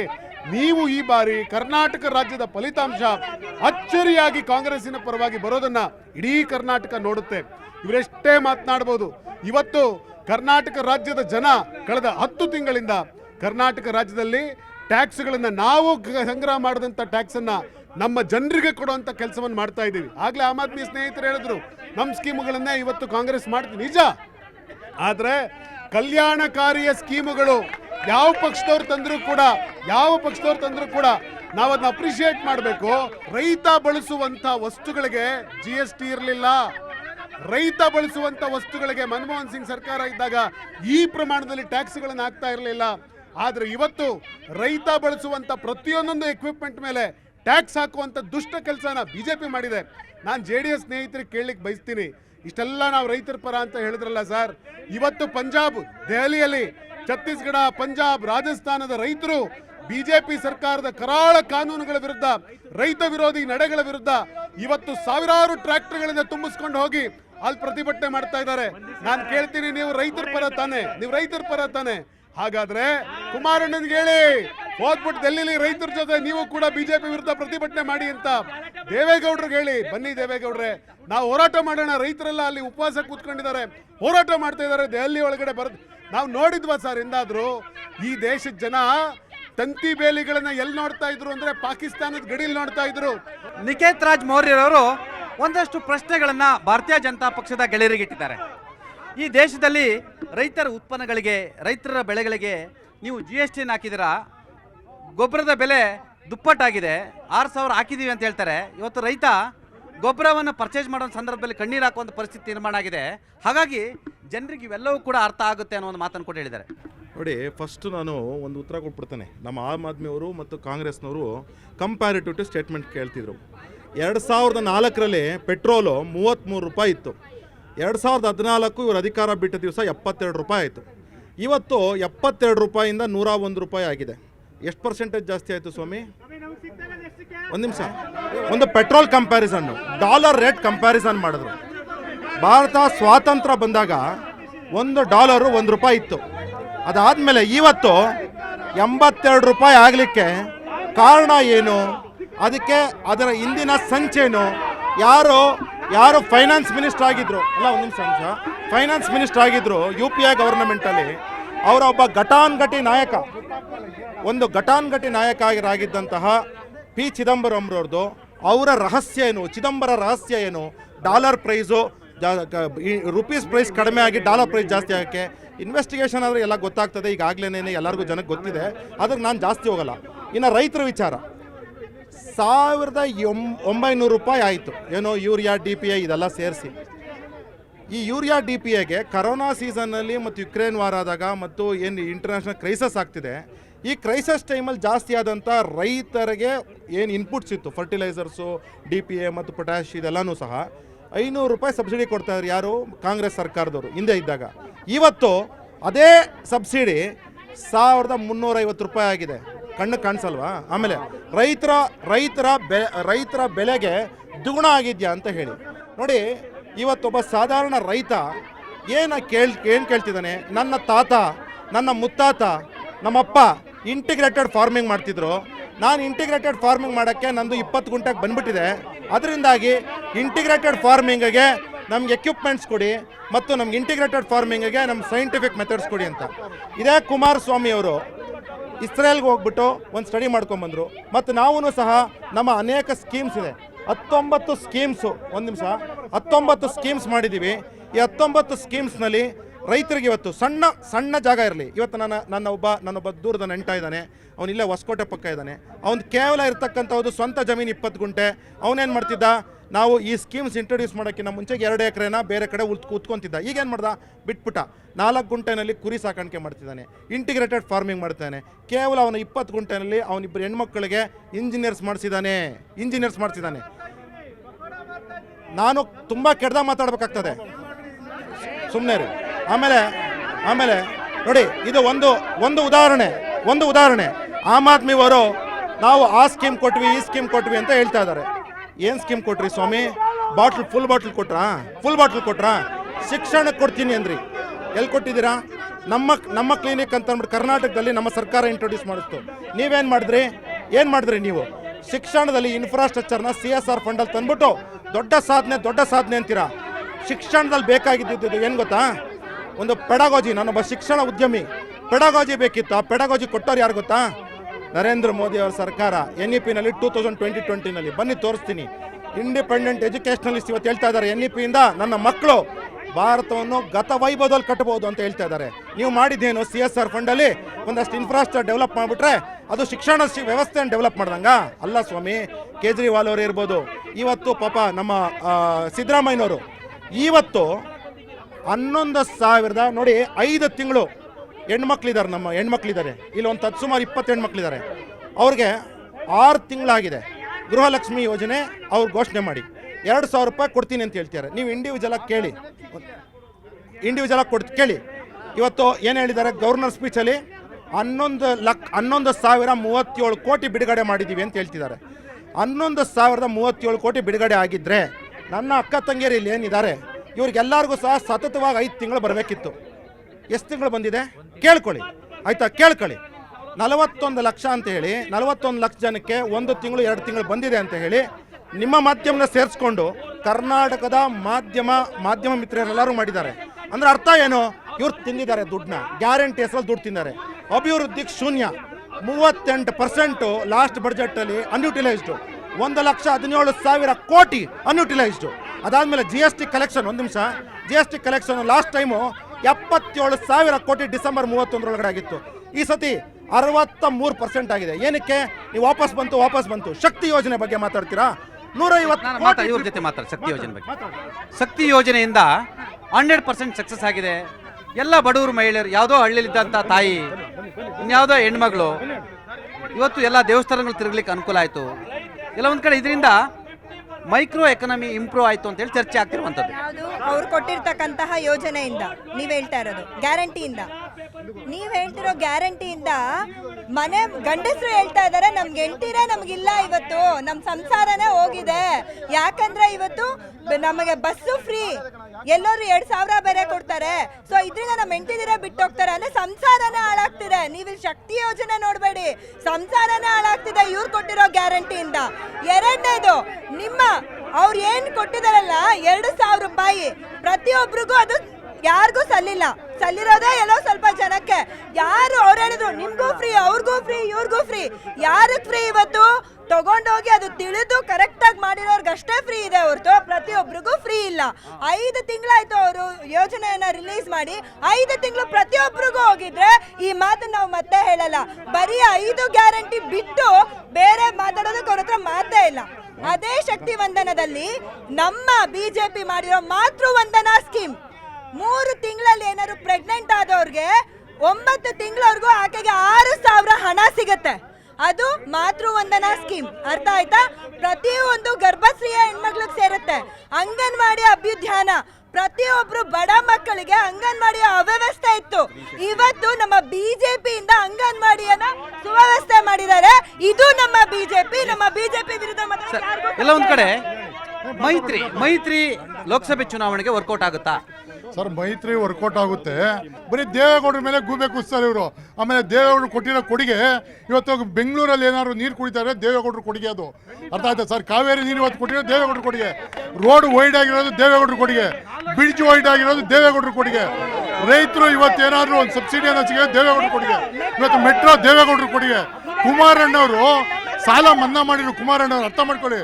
ಇವತ್ತು 25,000 ಕೋಟಿ ಸಾಲ ಮನ್ನಾ ಮಾಡಿ ಯಾವತ್ತು ಇವ್ರ ಥರ ನಾವು ಕೇಳೋಕೆ ಹೋಗ್ಲೇನೋ, ನಮಗೆ ಟ್ಯಾಕ್ಸ್ ಕೊಡಲಿಲ್ಲ ಅಂತ ಹೋಗಲಿಲ್ಲ. ಇದೇ ಸಿದ್ದರಾಮಣ್ಣವ್ರು ಏನು ಹೇಳಿದ್ರು? ಧರ್ಮಸ್ಥಳದಲ್ಲಿ ಕೂತ್ಕೊಂಡು ಬರೀ 2 ತಿಂಗಳಿಗೇನೆ ಅವ್ರು ಏನು ಹೇಳಿದ್ರು? ಸರ್ಕಾರ ಬೀಳಿಸ್ಬೇಕು ಅಂತ ಮಾಡಿದ್ರು ಯಾರು? ಸಿದ್ದರಾಮಣ್ಣವರು. ಅರ್ಥ ಆಯ್ತಾ ಸರ್? ಅದು ಅವ್ರ ಕೊಡುಗೆ. ಅದು ಯಾರ್ದೋ ಚುನಾವಣೆಯಲ್ಲಿ ನಿಮ್ದು ಒಟ್ಟಿಗೆ ಜೆಲ್ಲಾಗುತ್ತಾ? ನೀವು BJP ಒಟ್ಟಾಗ್ತೀರಾ ಸರ್? ಈಗ ನಾವು ಮೋದಿ ಅವರು ಪ್ರೈಮ್ ಮಿನಿಸ್ಟರ್ ಆಗ್ಬೇಕಾದ್ರೆ ನಾವು ಮಾಡ್ಲೇಬೇಕು, ಆಗ್ತಾ ಇದೀವಿ. ಅರ್ಥ ಆಯ್ತಾ ಸರ್? ಒಳ್ಳೆ ಅದಕ್ಕೆ ಇವಾಗ ನಾವು ಕ್ಯಾಂಡಿಡೇಟ್ ಬಂದು ಜನತಾ ದಳದವ್ರನ್ನ ನಿಲ್ಸಿದೀವಿ. ಪ್ರತಿಯೊಬ್ರು ಸೇರಿ ನಾವು ಅವ್ರಿಗೋಸ್ಕರ ಹೋರಾಟ ಮಾಡ್ತಿದೀವಿ. ಇವ್ರ ತರ ಬೆಳ್ಳಿ ಬಟ್ಲು ದುಡ್ಡು ಕಟ್ಕೊಂಡು ನಾವು ವ್ಯಾಪಾರ ಮಾಡ್ತಿಲ್ಲ ಸರ್. ಮೈತ್ರಿ ಎಲ್ಲ ಒಂದ್ ಕಡೆ ಅವ್ರೊಂದು ಮಾತು ಹೇಳಿದ್ರು, ನೀವು ಪಕ್ಷ ಉಳಿವಿಗಾಗಿ ಒಂದಾಗಿದ್ದು ನಾವು ಅನಿವಾರ್ಯವಾಗಿ ಭಾರತೀಯ ಜನತಾ ಪಕ್ಷದ ನಾವು ಜೆಲ್ಲಾದ್ವಿ ಅನ್ನೋ ಒಂದು ಮಾತನ್ನು ಕೂಡ ಹೇಳ್ತಿದ್ದಾರೆ. ಈ ಮೈತ್ರಿ ಲೋಕಸಭೆ ಚುನಾವಣೆಯಲ್ಲಿ ವರ್ಕೌಟ್ ಆಗದ ಅವ್ರು ಹೇಳ್ತಿದ್ದಾರೆ. ಗ್ಯಾರಂಟಿ ಸ್ಕೀಮ್ಗಳು, ಜನರ ಅಭಿವೃದ್ಧಿಗಳು, ಮನೆ ಮನೆಗೆ ಗೃಹಲಕ್ಷ್ಮಿ, ಶಕ್ತಿ ಯೋಜನೆಗಳು, ಉಚಿತ ವಿದ್ಯುತ್ತು ಇವೆಲ್ಲವೂ ಕೂಡ ಜನ ಇದನ್ನು ಅಭಿವೃದ್ಧಿ ಅಂತೇಳಿ ಅಭಿವೃದ್ಧಿ ಬಗ್ಗೆ ಮಾತನಾಡ್ತಾರೆ. ನೀವು ಭಾರತೀಯ ಜನತಾ ಪಕ್ಷ ಜೊತೆ ಸೇರಿ ರೈತರ ಬಗ್ಗೆ ಮಾತನಾಡ್ತಕ್ಕಂಥ ಭಾರತೀಯ ಜಾತ್ಯತೀತ ಜನತಾದಳದವರು ಜಾತಿ, ಧರ್ಮ, ದೇವರ ಹೆಸರಲ್ಲಿ ಮಾತಾಡ್ತಿದ್ದೀರಾ, ಜನಕ್ಕೆ ಇದು ಬೇಡ ಅನ್ನೋ ಒಂದು ಮಾತನ್ನು ಕಾಂಗ್ರೆಸ್ ಹೇಳ್ತಾರೆ. ನಮ್ಮದು ನಾವು ಗ್ಯಾರಂಟಿ ಕೊಟ್ಟಿದ್ದಾರೆ. ಗ್ಯಾರಂಟಿ ಯಾರು ಕೊಟ್ಟಿದ್ದಾರೆ ನೀವು ಹೇಳ್ತೀರಿ? 2,000 ರೂಪಾಯಿ ಕೊಟ್ಟಿಲ್ಲ. ಅಕ್ಕಿ ಕೊಟ್ಟಿದ್ದಾರೆ, ಅಕ್ಕಿ 170 ರೂಪಾಯಿ, ಅಕ್ಕಿ 170 ರೂಪಾಯಿ ಕೊಡ್ತಾ ಇದ್ದಾರೆ. ಏನು ಇವರು ಏಕ್ತಿ ಕೊಟ್ಟಿಲ್ಲ. ಬಸ್ಸು ಒಂದು ಕೊಟ್ಟಿದ್ದಾರೆ, ಕರೆಂಟ್ ಬಿಲ್ ಕೊಡ್ತಾ ಇಲ್ಲ. ಒಂದು ಮನೆಗೆ ಬಂದರೆ 10 ಮನೆಗೆ ಇಲ್ಲ. ಅಕ್ಕಿ ಒಂದು ಮನೆಗೆ ಬಂದರೆ 50 ಮನೆಗೆ ಅಕ್ಕಿ ಇಲ್ಲ. ಅಕ್ಕಿನೇ ಇಲ್ಲ, ಏನಿಲ್ಲ. ಸುಳ್ಳು. ಅವ್ರ ಸ್ಕೀಮ್ ಹೆಂಗಿದೆ ಅಂದ್ರೆ ಬಸ್ಸಲ್ಲೆಲ್ಲ ಓಡಾಡ್ತಾರೆ. 10 ರೂಪಾಯಿ ಆಸೆ ಟಿಕೆಟ್ ಕೊಡ್ತಾರೆ. ಗಂಡು ಸಂಖ್ಯೆ 100 ರೂಪಾಯಿ ಎಣ್ಣೆಲ್ ಕಿತ್ಕೋತಾರೆ. ಏನ್ ಮಾಡ್ತಾ ಇದ್ದಾರೆ? ಕಂಡಕ್ಟ್ರು ರೆಸ್ಪೆಕ್ಟೇ ಕೊಡಲ್ಲ. ಇವಾಗ ಫ್ರೀ ಟಿಕೆಟ್ ಬಂದಾಗಿಂದ ಕಂಡಕ್ಟ್ರು ನಮ್ಗೆ ರೆಸ್ಪೆಕ್ಟ್ ಕೊಡಲ್ಲ ಸರ್. ಅವಾಗ ದುಡ್ಡು ಕೊಡ್ತಾ ಇದ್ವಿ, ಸರಿರಮ್ಮ ಕುತ್ಕೊಳ್ರಮ್ಮ ಅಂತಿದ್ರು. ಇವಾಗ ನಿಲ್ಲದೇ ಇಲ್ಲ, ಬಸ್ ಹಂಗೇನೆ ಬಿದ್ದು ಕೆಳಗಡೆ ಬಿದ್ದು ಪ್ರಾಣ ಬಿಡಂಗ್ ಮಾಡ್ತಾ ಇದ್ದಾರೆ ಸರ್. ಎಣ್ಣೆ ಕ್ವಾರ್ಟರ್ ಮೇಲೆ ಇವತ್ತು ಸ್ಟಾಂಪ್ ಪೇಪರ್ ರೈತರು ಸ್ಟಾಂಪ್ ಪೇಪರ್ನ 100 ರೂಪಾಯಿ ಮಾಡಿದ್ದಾರೆ. ಏನ್ರಿ ರೈತ ಸ್ಟಾಂಪ್ ಪೇಪರ್ನ 100 ರೂಪಾಯಿ ಮಾಡಿದ್ದೀರಾ? 10 ರೂಪಾಯಿ ಇದ್ದಂತ ಸ್ಟಾಂಪ್ ಪೇಪರ್ನ 100 ರೂಪಾಯಿ ಮಾಡಿದ್ದಾರೆ ಇವತ್ತು. ಏನ್ ಸ್ವಾಮಿದ? ನಾಚಿಕೆ ಆಗ್ಬೇಕು ಅವ್ರಿಗೆ, ನಾಚಿಕೆ ಆಗ್ಬೇಕು. ರೈತರ ಮೇಲೆ ದಬ್ಬಾಳಿಕೆ ಮಾಡ್ಕೊಂಡು 10 ರೂಪಾಯಿ ಇದ್ದಂತ ಸ್ಟಾಂಪ್ ಪೇಪರ್ನ 100 ರೂಪಾಯಿ ಮಾಡಿದ್ದಾರೆ. ಹೌದು, ಮಾನ ಮರ್ಯಾದೆ ಇದ್ರೆ ಕಾಂಗ್ರೆಸ್ನವರು ಈ ಕೂಡಲೇ ಸ್ಟಾಂಪ್ ಡ್ಯೂಟಿಯನ್ನು ವಾಪಸ್ ತಗೊಳ್ಳಿ. ಇಲ್ದವರೆ ಜಾಸ್ತಿ ಮಾಡೋರು ಅವರು. 60% ಕಾಂಗ್ರೆಸ್ ಅದು. ಮೇಡಮ್, ಕರೆಂಟ್ ಬಿಲ್ ಫ್ರೀ ಇಲ್ಲ. 1,200 ಬರುತ್ತೆ, 1,800 ಬರ್ತಾ ಇದೆ. ನಂದು 1,200 ಬರತ್ತಕ್ಕೆ 1,800 ಬರ್ತಾ ಇದೆ ಸರ್. ಏನು ಕೊಡ್ತಾ ಇದ್ದಾರೆ? ಏನ್ ಬಿಟ್ಟಿ ಬಗ್ಗೆ ಏನ್ ಕೊಡ್ತಾ ಇದ್ದಾರೆ? ನಮ್ ದುಡ್ಡು ತಗೊಂಡಾಗ ನಮಗೆ ಕೊಡ್ತಾ ಇದ್ದಾರೆ, ನಮ್ಗೆ ಏನು ತಗೋತಾ ಇಲ್ಲ ಸರ್. ಅದರಿಂದ ನಾನು 1 ರೂಪಾಯಿ ನಾನು ಏನಾದ್ರು ಬಸ್ ಅನಿವಾರ್ಯ ಹೋದ್ರು ನಾನು ಟಿಕೆಟ್ ತಗೋತೀನಿ ಸರ್. ನಾ ಬಿಟ್ಟಿ ಭಾಗ್ಯದಲ್ಲಿ ಹೋಗಲ್ಲ, ನಾನು ಬಿಟ್ಟಿ ಭಾಗ್ಯದಲ್ಲಿ ಹೋಗೋದಿಲ್ಲ ರೀ. ನಾನು ರೀ ಕಷ್ಟಪಟ್ಟು ದುಡ್ಡು ರೀ ಬಿಟ್ಟಿ ಭಾಗ್ಯದಲ್ಲಿ ರೀ ಅನಿವಾರ್ಯ ಭಿಕ್ಷುಕರ ಪಕ್ಷದಲ್ಲಿ ನಾವು ಜೀವನ ಮಾಡಲ್ಲ. ನಾನು ಹೋಗೋದಿಲ್ಲ ಅನಿವಾರ್ಯ ಇದ್ರು ನಾನು ಟಿಕೆಟ್ ತಗೊಂಡು ಅವರಲ್ಲಿ ಸಂಪುಟದಲ್ಲಿ ಇಷ್ಟೆಲ್ಲ ಮಾತಾಡ್ತಾರಲ್ಲ ಅವರಲ್ಲಿರೋರು ಎಲ್ಲರೂ ಅರ್ಧಕ್ಕರ್ಧ ನಮ್ಮೋರೆ. ಅವ್ರಿಗೆ ಕೆಲಸ ಹೋಗ್ತಾ ಇಲ್ಲ. ಇನ್ನೊಬ್ರು ಪಾರ್ಟಿ ಭಿಕ್ಷಾ ಮಾತ್ರೆ ಮಾಡ್ಕೊಂಡು ಜೆಪಿ ಭವನ ಹತ್ರ ಕಾಯ್ಕೊಂಡಿರ್ತಾರೆ ಕರ್ಕೊಂಡು ಹೋಗಕ್ಕೆ. ಯಾರಾದ್ರೂ ತೋಟಕ್ಕೆ ಆಳ್ಬೇಕು, ಕರ್ಕೊಂಡೋಗಕ್ಕೆ, ತೋಟದಲ್ಲಿ ಕೆಲಸ ಮಾಡಕ್ಕೆ ಅಂತ ಕಾಯ್ತಿರ್ತೀವಿ. ಆದ್ರೆ ಇವರು ಜನತಾದಳದಲ್ಲಿ ಯಾರು ಒಳ್ಳೆ ಲೀಡರ್ ಅವ್ರೆ ಅವ್ರನ್ನ ಗಬಕ್ಕಂಗೆ ಕರ್ಕೊಂಡು ಹೋಗ್ಬಿಡೋದು. ಇದು ಕಾಂಗ್ರೆಸ್ನವರ ಕೆಟ್ಟ ಸಂಸ್ಕಾರ. ನಿಮ್ಮ MLAಗಳೇನಾದ್ರೂ ಎಲೆಕ್ಷನ್ ಮುಂಚೆ ಏನೋ ಹೋಗ್ತಾರಾ? ಯಾರು ಹೋಗಲ್ಲ ಸರ್. ಅವ್ರ ಪಕ್ಷದಿಂದನೇ 38 ಜನ ಬರ್ತಾರೆ. ಕಾಂಗ್ರೆಸ್ ನಿಂದನೇ 38 ಜನ ಶಾಸಕರು ನಮ್ಮ ಪಕ್ಷಕ್ಕೆ ಬರ್ತಾವ್ರೆ. ದೆಹಲಿಯಲ್ಲಿ ರೈತರು ಪ್ರತಿಭಟನೆಯನ್ನು ಮಾಡ್ತಾರೆ. ಆಗ ದೇವೇಗೌಡರು ಯಾಕೆ ಅವ್ರಿಗೆ ಕಾಣ್ತಾ ಇಲ್ವ ಅಂತ ಪ್ರಶ್ನೆಯನ್ನು ಮಾಡ್ತಿದ್ದಾರೆ. ಸರ್, ಡೆಲ್ಲಿನಲ್ಲಿ ರೈತರೆಲ್ಲ ಪ್ರತಿಭಟನೆ ಮಾಡ್ತಾ ಇರೋದು ಕಾಂಗ್ರೆಸ್ನ ಕೆಲವು ಗೂಂಡಾಗಳು ರೈತರ ವೇಷದಲ್ಲಿ ಹೋಗಿ ಅವರು ಧರಣಿ ಮಾಡ್ತಾವ್ರೆ. ಡೆಲ್ಲಿಲಿ ಮಾಡ್ತಾ ಇರೋ ರೈತರಲ್ಲ, ರೈತರು ಆ ಜಮೀನಲ್ಲಿದ್ದಾರೆ. ಅಲ್ಲಿ ಹೋಗಿರೋರು ಕಾಂಗ್ರೆಸ್ನ ಕೆಲವು ಗೂಂಡಾಗಳು ಆ ರೀತಿ ಹೋಗಿ ಪ್ರತಿಭಟನೆ ಮಾಡ್ತಾ ಇದ್ದಾರೆ. ಫಸ್ಟ್ ಸಮಯ ಕೇಳಬೇಕು. ಅವರು ಹೆಂಗ್ ಹೇಳ್ತಾರೆ ರೈತರನ್ನ ಗುಂಡಾಗಳು ಅಂತ? ಆಲ್ರೆಡಿ ರೈತರನ್ನ ಗೂಂಡಾಗಳಂದಿರ ಕ್ಷಮೆ ಕೇಳ್ತಿದಾರ. ಕಾಂಗ್ರೆಸ್ನ ಗೂಂಡಾಗಳು ಅಂದಿದ್ದು ರೈತರುಗಳಲ್ಲ, ರೈತರ ವೇಷದಲ್ಲಿ ಹೋಗಿರ್ತಂತ ಕಾಂಗ್ರೆಸ್ ಗೂಂಡಾಗಳು. Yes tell me. ಕ್ಷಮೆ ಕೇಳ್ಬೇಕು. ಅವರು ರೈತರುಗಳ ಗುಂಡಾ ಅಂತ ಕರೀತಾರೆ. ಅವರು ಯಾರು ಹೇಳಿದ್ರು ರೈತರು ಗುಂಡಾಗಳಂತ? ಈ ದೇಶಕ್ಕೆ ಅನ್ನ ಕೊಟ್ಟಿರೋರು ಅವರು. ಅವ್ರ ಬಗ್ಗೆ ನೀವು ಮಾತಾಡ್ತೀರಾ? ನಾಚಿಕೆ ಆಗ್ಬೇಕು ನಿಮ್ಗೆ. ರೈತರ ಬಗ್ಗೆ ರೈತರ ಪಕ್ಷ ಅಂತ ಹೇಳ್ತೀರಾ ನೀವು? ಸ್ವಲ್ಪ ಮಾನ ಮರ್ಯಾದೆ ಇದೆಯಾ ನಿಮ್ಗೆ? ಹೆಂಗ್ ಮಾತಾಡ್ತೀರಾ ರೈತರ ಬಗ್ಗೆ? Yes please. ಅವ್ರಿಗೆ ಬಹಳ ಮುಖ್ಯವಾಗಿ ಏನು ಅಂತಂದ್ರೆ ತಿಳುವಳಿಕೆಯಿಂದ ಮಾತಾಡುವಂಥವ್ರ ಹತ್ರ ನಾವೇನಾದ್ರೂ ಮಾತಾಡ್ಬೋದು. ಪಾಪ ಅವರು ನೋಡಿ, ಅವರು ರೈತರನ್ನ ಡೆಲ್ಲಿಯಲ್ಲಿ ಪ್ರತಿಭಟನೆ ಮಾಡ್ತಾ ಇರುವಂತ ರೈತರನ್ನ ಗೂಂಡಾಗಳು ಅಂತ ಕರೀತಾರೆ. JDS ರೈತರ ಪರ ಅಂತಾರೆ, ಆದ್ರೆ ದೆಹಲಿಯಲ್ಲಿ ಪ್ರತಿಭಟನೆ ಮಾಡ್ತಿರೋ ರೈತರನ್ನ ಮಾತ್ರ ಗೂಂಡಾಗಳು ಅಂತ ಕರೀತಾರೆ. ನೀವು ಕೇಳಬೇಕಿದ್ದಂತ ನ್ಯಾಯನ ಅವ್ರು ಹೋಗಲ್ಲಿ ಕೇಳ್ತಾ ಇದ್ದಾರೆ. ರೈತರ ಬಗ್ಗೆ ಹಗುರವಾಗಿ ಮಾತನಾಡೋದು ಬಿಡಿ. ನಾವು ಸಾಮಾನ್ಯ ಬಡ ಜನರನ್ನ ಸಿರಿವಂತರನ್ನಾಗಿಸ್ಬೇಕು, ಅವ್ರ ಕೈಗೆ ಹಣ ಬರಬೇಕು ಅನ್ನೋ ಕಾರಣಕ್ಕೋಸ್ಕರ ನಾವು ಕೆಲಸ ಮಾಡ್ತಾ ಇದ್ದೀವಿ. ರೈತ ಬಳಸುವಂತ ಎಕ್ವಿಪ್ಮೆಂಟ್ಸ್ ಮೇಲೆ ಸಿಕ್ಕಾಪಟ್ಟೆ ಟ್ಯಾಕ್ಸ್ ಹಾಕುವಂತ ಕೆಲಸ ಮಾಡ್ತಾ ಇದ್ದಾರೆ. ಈ ಕಾರಣಗಳಿಗೋಸ್ಕರ ಇವತ್ತು ರೈತರು ಅವರಿಂದ ದೂರ ಹೋಗುವಂತ ಕೆಲಸ ಮಾಡ್ತಾ ಇದ್ದಾರೆ. ಇವತ್ತು ನಾನು ಮತ್ತೆ ಅದೇ ಮಾತು ಹೇಳ್ತೀನಿ. BJPಯ ನಾಯಕರಾಗಲಿ JDSನ ನಾಯಕರಾಗಲಿ ನೀವು ಕುಮಾರಸ್ವಾಮಿ ಅವ್ರ ಬಾಯಲ್ಲಿ ಹೇಳಿಸಿ, ನೀವು ಯಡಿಯೂರಪ್ಪನವ್ರ ಬಾಯಲ್ಲಿ ಅಥವಾ ನಿಮ್ಮ ಅಧ್ಯಕ್ಷರ ಬಾಯಲ್ಲಿ ಹೇಳಿಸಿ ಏನು ಅಂದರೆ, ನೀವು ಮತ್ತೆ ಅಧಿಕಾರಕ್ಕೆ ಬಂದರೆ ನಾವು ಗ್ಯಾರಂಟಿ ತೆಗಿತೀವಿ ಅಂತ ಹೇಳಿ ನೀವು ಜನಗಳ ಮುಂದೆ ಹೇಳಿ ಚುನಾವಣೆ ಮಾಡಿ ನಿಮಗೆ ಧೈರ್ಯ ಇದ್ದರೆ, ಕರ್ನಾಟಕ ರಾಜ್ಯದೊಳಗಡೆ ಯಾರು ಅನ್ನಭಾಗ್ಯದ ಒಂದು ತುತ್ತು ಅನ್ನ ತಿಂದಿದ್ದಾರೆ ಅವರು ಈ ಬಾರಿ ಸಿದ್ದರಾಮಯ್ಯನವರು ಕೊಟ್ಟ ಅನ್ನಭಾಗ್ಯಕ್ಕಾಗಿ ಒಂದು ವೋಟ್ ಹಾಕೇ ಹಾಕ್ತಾರೆ. ಯಾವ ಹೆಣ್ಣು ಮಕ್ಕಳು 2,000 ರೂಪಾಯಿ ಈಸ್ಕೊಂಡಿದ್ದಾರೆ, 2,000 ರೂಪಾಯಿ ಯಾವ ಹೆಣ್ಣು ಮಕ್ಕಳು ಈಸ್ಕೊಂಡಿದ್ದಾರೆ ಸರ್ಕಾರದಿಂದ, ಆ ಹೆಣ್ಣು ಮಕ್ಕಳು ನಮ್ಮ ಸಹಾಯ ಮಾಡಿದಂಥ ಈ ಕಾಂಗ್ರೆಸ್ ಸರ್ಕಾರಕ್ಕೆ, DK ಶಿವಕುಮಾರ್ ಸಿದ್ದರಾಮಯ್ಯ ನೇತೃತ್ವದ ಕಾಂಗ್ರೆಸ್ ಸರ್ಕಾರಕ್ಕೆ ಒಂದು ಮತವನ್ನು ಹಾಕಿಯೇ ಹಾಕ್ತಾರೆ. ಯಾವ ಹೆಣ್ಣು ಮಕ್ಕಳು ಇವತ್ತು ಧರ್ಮಸ್ಥಳಕ್ಕೆ ಸೌದತ್ತಿ ಯಲ್ಲಮ್ಮನಿಗೆ ದರ್ಶನ ಮಾಡೋದಕ್ಕೋಸ್ಕರ ಫ್ರೀ ಬಸ್ಸಲ್ಲಿ ಹೋಗಿ ಆ ದೇವರಿಗೆ ಕೈ ಮುಗಿದು ಬಂದಿದ್ದಾರೆ, ಆ ಹೆಣ್ಣು ಮಕ್ಕಳು ನಮಗೆ ತೀರ್ಥಯಾತ್ರೆ ಮಾಡಿಸಿದ ಪುಣ್ಯ ಈ ಕಾಂಗ್ರೆಸ್ ಸರ್ಕಾರಕ್ಕಿದೆ ಅಂತ ಹೇಳಿ ಗ್ಯಾರಂಟಿಗೆ ಜನ ಓಟ್ ಹಾಕ್ತಾರ? ಗ್ಯಾರಂಟಿ ಅಂತೂ ಜನ ಓಟ್ ಹಾಕಿ ಹಾಕ್ತಾರೆ. ಏನಕ್ಕಂದ್ರೆ ಆ ತುಂಬಿದ ಕೂಳಿಗಾದ್ರೂ ಜ್ಞಾಪಕ ಇಟ್ಕೊಂಡು ಹಾಕ್ತಾರೆ. ಕಾಂಗ್ರೆಸ್ ಕೊಟ್ಟಿರೋ ಗ್ಯಾರಂಟಿ ಮೋದಿ ಕೊಟ್ಟಿರೋ ಗ್ಯಾರಂಟಿ ತರ ಅಲ್ಲ. ಕರ್ನಾಟಕ ಜನ 1 ರೂಪಾಯಿ ಟ್ಯಾಕ್ಸ್ ಕಟ್ಟಿದ್ರ ಆ 1 ರೂಪಾಯಿಗೆ ಬಿಆರ್ಗೆ 7 ರೂಪಾಯಿ ಕೊಡ್ತಾರೆ ಕೇಂದ್ರ ಸರ್ಕಾರ. ಬಿಆರ್ಗೆ ಏನಕ್ಕೆ 1 ನಿಮಿಷ, ಬಿಆರ್ಗೆ ಏನಕ್ಕೆ 7 ರೂಪಾಯಿ ಕೊಡ್ತಾರೆ ಅಂದ್ರ ನೋಡಿ 13 ರೂಪಾಯಿ 30 ಪೈಸಾ, 1 ನಿಮಿಷ, 13 ರೂಪಾಯಿ 30 ಪೈಸಾ ನಿಮ್ಗೆ ಡೆವಲ್ಯೂಷನ್ ಗ್ರಾಂಟಿ ನೀಡಲ್ ಬಂದ್ರೆ ಪ್ರಾಜೆಕ್ಟ್ ಸ್ಪೆಸಿಫಿಕ್ ಫಂಡಿಂಗು ಮತ್ತು ಡಿಬಿಟಿ ಲೆಕ್ಕ ಲೆಕ್ಕ ಹಾಕಿದ್ರೇನ್ರಿ 52 ರೂಪಾಯಿ. 52 ರೂಪಾಯಿ ನಾನು ನಿಮ್ಗೆ ಲೆಕ್ಕ ಕೊಡ್ತೀನಿ. ಕರ್ನಾಟಕದ ಜನ ಕೂಡ 1 ರೂಪಾಯಿಗೆ, ಕರ್ನಾಟಕದ ಜನ ಕೂಡ 1 ರೂಪಾಯಿಗೆ. ಎಲ್ಲದಕ್ಕಿಂತ ಇಂಪಾರ್ಟೆಂಟ್ ರೈತರ ಪ್ರಶ್ನೆ. ಕರ್ನಾಟಕದ ಜನ ಕೂಡ 1 ರೂಪಾಯಿಗೆ ಬಿಆರ್ಗೆ 7 ರೂಪಾಯಿ ಕೊಡ್ತಾರೆ. ಬಿಆರ್ ಜನಕ್ಕೆ 1 ರೂಪಾಯಿ ಕೊಟ್ಟರೆ 7 ರೂಪಾಯಿ. ಕರ್ನಾಟಕ ತಿರುಗಿ ಬರೋದು 15 ಪೈಸಾ. ಕರ್ನಾಟಕ ಜನಕ್ಕೆ ಆಗಿರೋ ನಾಶ ಈ ಡಬಲ್ ಇಂಜನ್ ಸರ್ಕಾರ. ಏನಕ್ಕೆ ಇವರಿಬ್ರು ಮೈತ್ರಿ ಆದ್ರು ಅಂದ್ರ ಈ 1 ಇಂಜನ್ಗೆ ಈ ಗಾಡಿ ಓಡಲ್ಲ. ಬಿಜೆಪಿ ಸರ್ಕಾರ 1 ಇಂಜನ್ ಆಗಿ ಹೋಗಲ್ಲ, ಅವ್ರಿಗೆ ಇನ್ನೊಂದು ಇಂಜನ್ ನೋಡಿ, ಅತ್ಯಂತ ಪ್ರಮುಖ ರೈತರ ಬಗ್ಗೆ ಮಾತಾಡ್ತಿದ್ದಾರೆ ಕಾಂಗ್ರೆಸ್ ಮಿತ್ರರು ಮತ್ತು ಆಪ್ ಮಿತ್ರರು. ನೋಡಿ, ಇವರಿಗೆ ಸರಿಯಾಗಿ ಅರ್ಥ ಮಾಡ್ಕೊಳಕ್ ಕೇಳಿ. 25,460 ಕೋಟಿ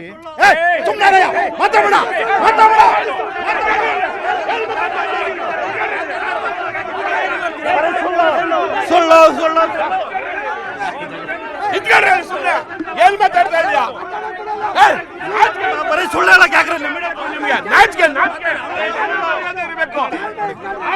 2013-14 ಸಾಲಿನಲ್ಲಿ 25,460 ಕೋಟಿ ಕೊಟ್ಟಿದ್ರು. ಇವತ್ತು 2022-23 1,38,550.93 ಕೋಟಿಗಳನ್ನ ಕೊಟ್ಟಿದ್ದೇವೆ.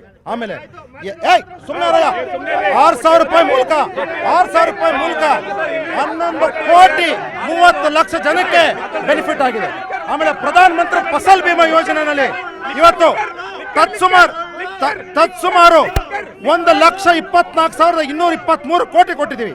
Institutional credit for agricultural sector ಇವತ್ತು 18.5 ಕೋಟಿ, ಆವತ್ತು 8.5 ಕೋಟಿ. ಅದಾದ್ಮೇಲೆ ಇವತ್ತು MSP ಬನ್ನಿ, ಆವತ್ತು 16 ಪ್ರಾಡಕ್ಟ್ಸ್ ಕವರ್ ಆಗಿತ್ತು, ಇವತ್ತು 28 ಪ್ರಾಡಕ್ಟ್ಸ್ ಕವರ್ ಆಗಿದೆ. ಆಮೇಲೆ ಪ್ರಮೋಷನ್ ಫಾರ್ ಆರ್ಗ್ಯಾನಿಕ್ ಫಾರ್ಮಿಂಗು ಇಡೀ ದೇಶದಲ್ಲಿ ಅವತ್ತು ಕೇವಲ ಅವತ್ತು ಈ 32,000 ಆಗಿತ್ತು, 32,000 ಎಕರೆ. ಇವತ್ತು ತತ್ಸುಮಾರು 1,23,000 ಎಕರೆಗಳು ಆರ್ಗ್ಯಾನಿಕ್ ಫಾರ್ಮಿಂಗ್ ಅಲ್ಲಿ ಇದೆ. ಆಮೇಲೆ ಇರಿಗೇಷನ್, ಮೈನರ್ ಇರಿಗೇಷನ್ ತಗೊಳ್ಳಿ. ಆಮೇಲೆ ಫಾರ್ಮ್ ಪ್ರೊಡ್ಯೂಸ್ ಗ್ರೂಪ್ಸ್ ಅಂತ ಮಾಡಿದ್ದೀವಿ. ಫಾರ್ಮ್ ಪ್ರೊಡ್ಯೂಸ್ ಮೂಲಕ FPOs ಮೂಲಕ ಪ್ರತಿಯೊಬ್ಬ ರೈತ ಇಂಟಿಗ್ರೇಟೆಡ್ ಫಾರ್ಮಿಂಗ್ ನಲ್ಲಿ ಇವತ್ತು ಬೆನಿಫಿಟ್ ಆಗ್ತೇನೆ. ಕೊನೆಯದಾಗಿ ಈ ಬಾರಿಯ ಲೋಕಸಭೆ ಚುನಾವಣೆ ಅವ್ರು ಹೇಳ್ತಾರೆ ಅಭಿವೃದ್ಧಿ ಮತ್ತು ಗ್ಯಾರಂಟಿ ಹಾಗೂ ಧರ್ಮದ ನಡುವೆ ಆಗುತ್ತೆ, ಜನ ಗ್ಯಾರಂಟಿ ಕೈ ಹಿಡಿತಾರೆ ಅನ್ನೋ ಮಾತನ್ನ ನಿಖೇತ್ ರಾಜ್ ಅವರು ಹೇಳಿದ್ರು. ಅದು ಋಣ, ಈ ಜನರು ಋಣ, ಅನ್ನ ತಿಂದಿದ ಋಣ ಅನ್ನೋ ಒಂದು ಮಾತನ್ನ ನಿಖೇತ್ ರಾಜ್ ಅವರು ಹೇಳ್ತಿದ್ದಾರೆ. ಸರ್ ನೀವೇ ಹೇಳಿದ್ರೆ, ಈಗ ತಾನೇ ನೀವ್ ಹೇಳಿದ್ರಿ ಅನ್ನ ತಿಂದಿದ್ ಋಣ ಅಂದ್ರೆ ಋಣನ ಜನರ ಮೇಲೆ ಹಾಕ್ಬಿಟ್ಟು ಓಟ್ ಹಾಕಿ ಅಂತ ಕೇಳ್ತಾ ಇದಾರೆ.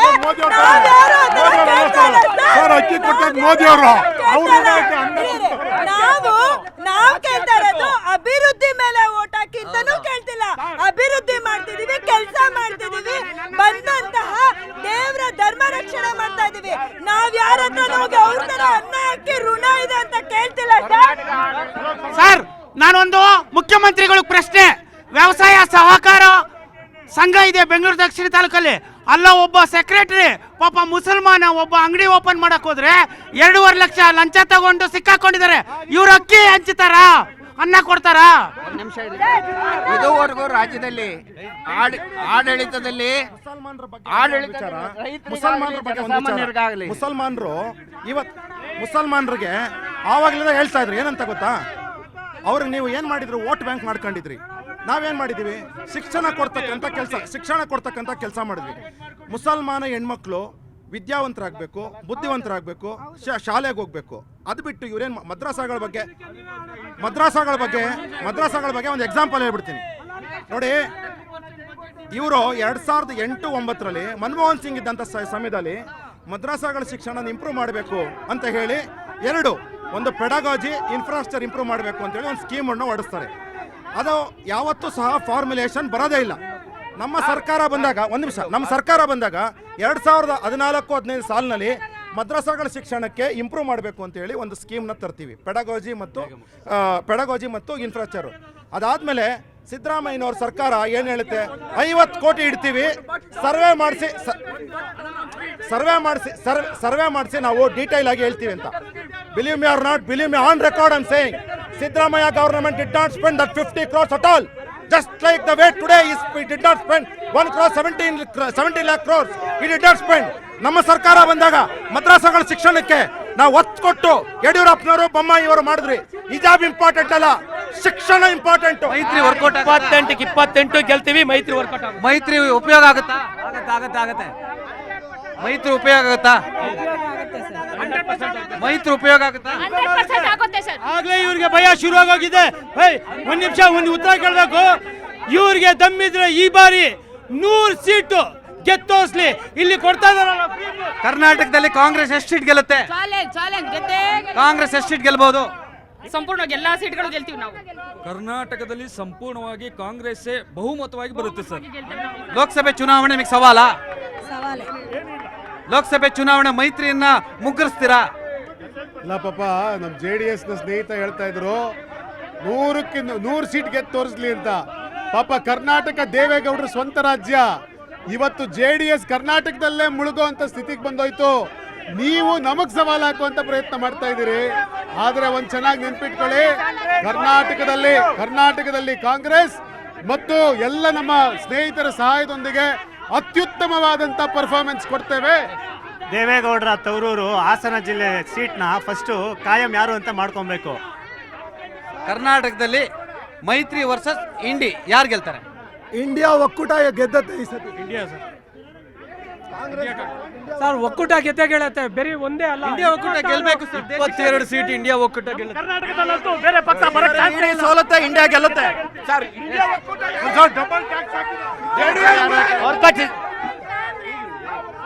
ಕಾಂಗ್ರೆಸ್